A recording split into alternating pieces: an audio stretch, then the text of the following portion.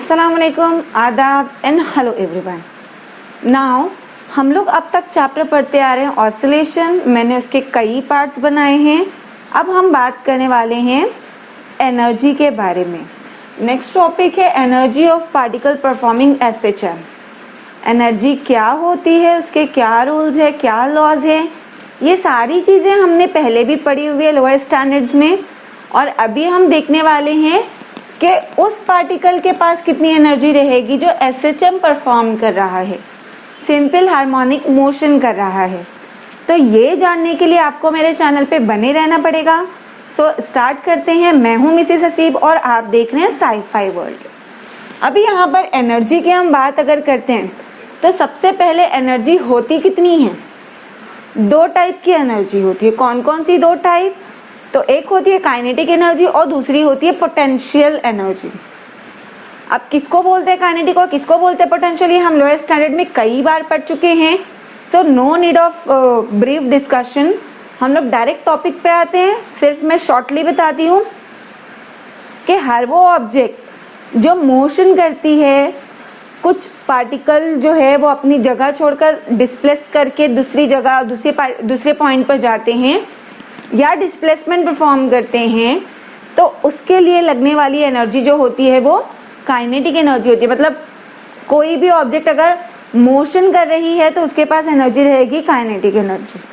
और अगर कोई ऑब्जेक्ट रेस्ट में है तो ऐसा नहीं है कि वो रेस्ट में है तो उसके पास एनर्जी नहीं है, रेस्ट में है तो भी उसके पास एनर्जी है, but in the form of potential. So and the third one is total energy.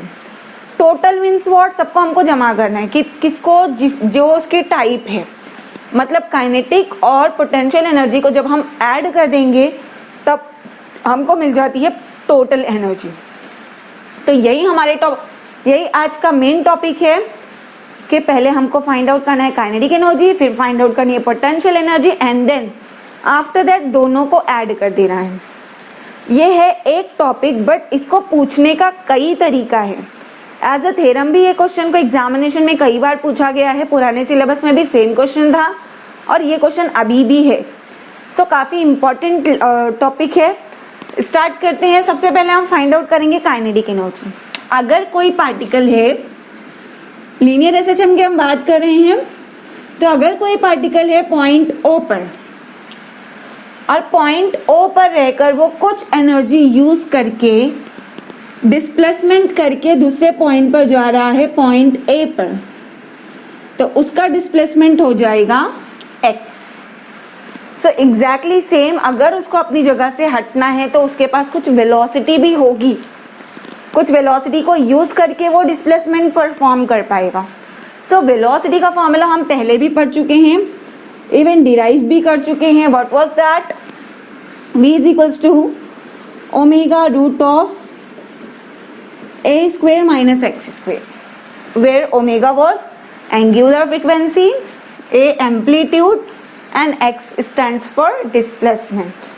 ये थी हमारी पुरानी वही इक्वेशन जिसको हमने डिफरेंशियल इक्वेशन के टाइम पर फाइंड आउट किया था। नाउ अब काइनेटिक एनर्जी का बेसिक फॉर्मूला यूज करें हम। काइनेटिक एनर्जी का बेसिक फॉर्मूला होता है half of mv square, mass into velocity, mass into velocity square. यहाँ पर m तो हमको नहीं पता बिकॉज वो मास है और किसी भी ऑब्जेक्ट का मास जो होता है वो कांस्टेंट होता है।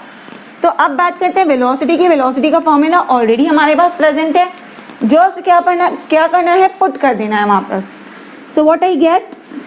Half of m omega root of a square minus x square the whole square. ये वाला स्क्वायर हमने यहाँ पर लगाया है, स्क्वेयरिंग में कंफ्यूज नहीं होना है ना। अब स्क्वायर कर लेते हैं तो it will become m omega square a square minus x square. Square और रूट एक दूसरे से कैंसिल हो जाएगा।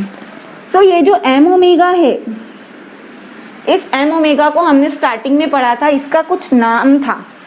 याद दिला दूं कि जब हमने एंगुलर फ्रीक्वेंसी के बारे में पढ़ा था तब उसका वैल्यू था m upon k upon m, correct? ये थी एंगुलर फ्रीक्वेंसी की वैल्यू। सो अगर इसको सॉल्व करेंगे तो क्या मिलेगा? Omega square is equals to k upon m, और अगर मैं क्रॉस मल्टीप्लाई कर दूं तो I get k is equals to m omega square. Means what, m omega square की जगह मैं वैल्यू पुट कर सकती हूँ k। ये हो गई काइनेटिक एनर्जी की वैल्यू।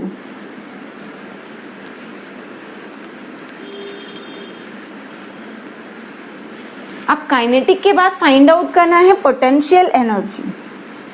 अब बेसिकली पोटेंशियल एनर्जी का जो फॉर्मूला होता है वो होता है mgh, mass into height into gravity. But हम ऑसिलेशन चैप्टर में ग्रेविटी को डिस्कस नहीं करने वाले हैं, बिकॉज हम लीनियर मोशन में हैं और लीनियर मोशन में ग्रेविटी का फिलहाल कोई रोल नहीं है। सो हम क्या करने वाले हैं, वर्क डन का फॉर्मूला फाइंड आउट करेंगे।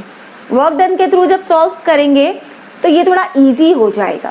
कैसे करेंगे हम, वर्क डन का बेसिक फॉर्मूला होता है work done is equals to force into displacement, एकदम बेसिक फॉर्मूला। लेकिन सिंस हम स्मॉलेस्ट डिस्प्लेसमेंट की बात कर रहे हैं, देखो यहाँ पर डिस्प्लेसमेंट आ चुका है तो हम यहाँ पर भी डिस्प्लेसमेंट को ही डिस्कस करने वाले हैं। बट द फैक्ट इज हम छोटे वैल्यू पे काम कर रहे हैं, तो जब छोटे वैल्यू पे हम काम करते हैं तो हम डेरिवेटिव और इंटीग्रेशन के टर्म्स को यूज करते हैं। तो ये था बेसिक फॉर्मूला। जब हम इसको डेरिवेशनल फॉर्म में यूज करेंगे तो इसका फॉर्मेट चेंज हो जाएगा। कैसा हो जाएगा, integration of dw is equals to integration f dot dx। दोनों जगह हमने इंटीग्रेशन लगाया हुआ है। अब क्या करना है, f का वैल्यू पुट कर सकते हैं अगर रखना चाहें तो। f का वैल्यू वही रिस्टोरिंग फोर्स वाला फॉर्मूला लगाना है हमको, f is equals to minus k x. Starting में हम ये डिराइव कर चुके हैं, इसको यूज कर चुके हैं। तो अब f का वैल्यू हम पुट कर देंगे यहाँ पर। सो माइनस, पहले वाला माइनस वैसा ही रहेगा। अब f के आंसर का जो माइनस है उसको अभी हम अंदर रख रहे हैं और वैल्यू पुट कर दिया है सिर्फ f का, इसके अलावा कुछ नहीं किया, सेम टू सेम वैसे ही हमने लिखा है। ये माइनस माइनस हो जाएगा प्लस, k को ले लेंगे outside of the integration because k जो है वो कांस्टेंट है। So I get k integration of x dx। अगर आप इंटीग्रेशन करते होंगे या इंटीग्रेशन सीखा होगा तो इसका आंसर आपको खुद ब खुद समझ आ जाएगा कि क्या आने वाला। सो फिलहाल ये हो गया वर्क डन का फाइनल आंसर। k का k integration of x dx हो जाएगा x स्क्वायर अपॉन 2। ये हो गया इंटीग्रेशन कंप्लीट सॉल्व। नाउ अब क्या करना है हमको, इसको उसी फॉर्मेट में लिख लेते हैं जैसा काइनेटिक एनर्जी हमको मिला था, ताकि एडअप करने में हमको आसानी हो। Therefore potential energy is equals to 1/2 kx square. 1/2 यहीं से हमने लिया है, कहीं भी वो अलग से नहीं आया है, बस हमने उसको फ्रंट में लिखा है ताकि ये दोनों वैल्यू एक जैसे लगे। अब फाइनल स्टेप पे आ जाते हैं टोटल एनर्जी। टोटल एनर्जी हो जाती है दोनों का addition, that is kinetic energy plus potential energy. So it's very simple step, खाली दोनों को एडअप कर देना है और ऐड करने के बाद हमको एक इंटरेस्टिंग रिजल्ट भी मिलने वाला है। देख लेते हैं क्या है। काइनेटिक का वैल्यू यहाँ पर है और पोटेंशियल का यहाँ पर। So just put the value k a square minus x square plus half of के एक्स स्क्वायर। ब्रैकेट ओपन करने के बाद एक वैल्यू मिलेगा हमको।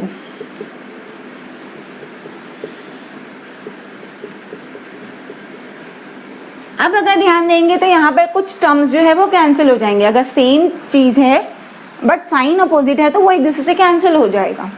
सो we are left with only total energy is equals to half of k a square. ये मिल गया हमको फाइनल आंसर। अब कभी कभार यही क्वेश्चन जो है ये थ्योरम के फॉर्म में भी पूछता है, तो अगर थ्योरम के फॉर्म में पूछेगा तो स्टेटमेंट कैसा रहेगा तो वो भी मैं बता देती हूँ। टोटल एनर्जी को हमने वैसा ही रखा है, 1/2 भी वैसा ही रखते हैं, k की कीमत जो थी वापस से वही रख रहे हैं m ओमेगा स्क्वेयर। और ए को ए रखा है, राइट। अब इसको हम लोग कई तरीके से लिख सकते हैं, फॉर्मूला एक ही है पर लिखने का पैटर्न चेंज हो सकता है, इसी बेस पे थ्योरम का क्वेश्चन भी चेंज हो सकता है। For example, total energy is equal to 1/2m। A omega जो है ये वैल्यू था मैक्सिमम वेलोसिटी का, so I can write it 1/2m जो है ये कांस्टेंट है। सो कांस्टेंट को हम फिलहाल एक नंबर से रिप्लेस कर लेते हैं, दैट इज समथिंग न्यू। कौन सा नंबर लूँ? x ले ले, x ऑलरेडी एग्जिस्ट कर रहा है। सो हम ले लेते हैं यहाँ पर कोई भी एक कांस्टेंट नंबर, और a ओमेगा जो है वो v मैक्स है, मैक्सिमम वेलोसिटी, स्क्वायर का स्क्वायर। तो क्वेश्चन ऐसे भी पूछ सकता है, prove that total energy, since जब इक्वल और कांस्टेंट साथ में आता है तो हम उसको प्रोपोर्शनल से चेंज कर सकते हैं, तो it will become total energy is directly proportional to V max square. तो क्वेश्चन का स्टेटमेंट ऐसा बनेगा, प्रूव दैट और show that the total energy of a particle performing SHM is directly proportional to the maximum square of the maximum velocity of the particle. कुछ नहीं है, बस इसी को मैंने वर्ड्स में बना दिया है। स्टेटमेंट कुछ ऐसा भी हो सकता है, और इवन हम इसको चेंज भी कर सकते हैं। चेंज करने के लिए हम यूज करेंगे इस इक्वेशन को। इसी को मल्टीपल टाइप्स पे भी हम लिख सकते हैं। कैसे लिख सकते हैं तो बता देती हूँ। Total energy is equals to 1/2m को वैसा ही लिख रहे हैं। ओमेगा का जो वैल्यू है क्या है, 2π/T स्क्वायर का स्क्वायर एंड a स्क्वायर। सो ये बन जाएगा 1/2m 4π² T² into a square. थोड़ा सा एक स्टेप और आगे बढ़ते हैं, तो ये कैंसिल होगा, हमको मिलेगा 2π² a²/T²। अब यहाँ पर मल्टीपल क्वेश्चंस बन रहे हैं।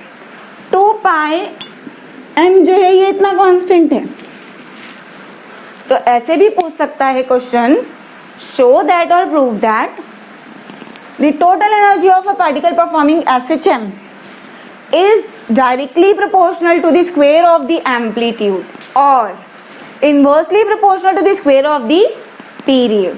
तो होप सो आपको सारे टाइप के क्वेश्चन समझ आ गए होंगे। मैंने एक ही क्वेश्चन में बहुत सारे क्वेश्चन बताए हैं, इसको मल्टीपल तरीके से भी पूछ सकता है। तो याद रखिए, अगर क्वेश्चन में ऑसिलेशन चैप्टर के क्वेश्चन का कोई भी पार्ट अगर नजर आता है और वो टोटल एनर्जी पूछ रहा है, क्वेश्चन में अगर ऑसिलेशन के साथ टोटल एनर्जी, मतलब आंसर यही आना चाहिए। अब वो किसी भी तरीके से घुमा के पूछ सकता है। सो अगर आप कोशिश करेंगे तो आप क्वेश्चन को इजीली समझ पाएंगे। बस इतना याद रखना है कि जब भी कभी हम इक्वल और कांस्टेंट हटाते हैं तो उसकी जगह पर हमको लगाना होता है प्रोपोर्शनल का साइन। सो अगर प्रोपोर्शनलिटी आ जाती है तो स्टेटमेंट बनाना बहुत ही सिंपल हो जाता है। अब अगर आपको नहीं समझ रहा होगा या मैं थोड़ा डिफिकल्ट आपको लग रहा होगा तो वीडियो को रिपीट करके देखें, और फिर भी आपको लगता है कि आप कंफ्यूज हो तो एक बार लिख के प्रैक्टिस करें, डेफिनेटली आपको समझ आ जाएगा। अगर आपको लगता है कि आपके लिए हेल्पफुल है तो लाइक ज़रूर कीजिए, कमेंट भी कीजिए, सब्सक्राइब करना बिल्कुल नहीं भूलना और बेल आइकन तो ज़रूर प्रेस करना।